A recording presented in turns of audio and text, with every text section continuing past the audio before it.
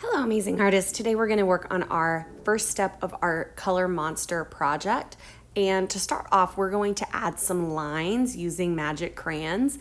When you're making your lines, you want to make them go straight across from one side to the other, and you want to color them really dark. You can see that I'm going back over lines and I'm pressing really hard to make my colors really dark for my lines. And that's really important because when you watercolor over this, if your lines aren't super thick and dark, you're not going to be able to get the wax resist that is going to be so important to this project. So you're going to work on your lines. You're going to make them really, really cool, really, really dark. Think about all the different lines you know how to do. I've already done a zigzag and a curly line and a wavy line. And I'm just gonna keep on going with that until my whole paper is filled with lines. Now I'm going to start painting, and you can see I have my watercolor set, my paintbrush, and my water. And I'm going to treat my paintbrush like it's a beautiful ballerina kitty cat, just like Katerina Kitty Cat and Daniel Tiger.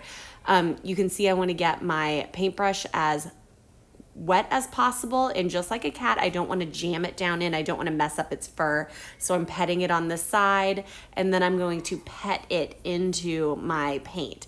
And I'm not going to jam it in. Remember, these watercolors are a little bit sticky. They will get ruined if you jam your paintbrush in there. You're just going to very gently pet it along the edge, and that's why the paintbrush is kind of like a kitty cat.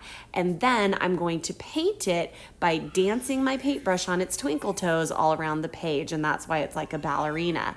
So I'm going to get my paintbrush wet. I'm going to add more color to it. You'll be able to see when you are adding color to it that the tip of the paintbrush is very colorful. If you have too much paint on your paintbrush, the wax resist isn't going to work. You can see that the color is kind of jumping off like that yellow and the white there. You don't want it to be too thick, but if it gets too thin, like you see I just did, you just dip your paintbrush in, you add a little bit more color, and then you can keep on painting. It's really very simple. Again, if it's too thick, your paper will get sticky. You don't want your paper to be sticky.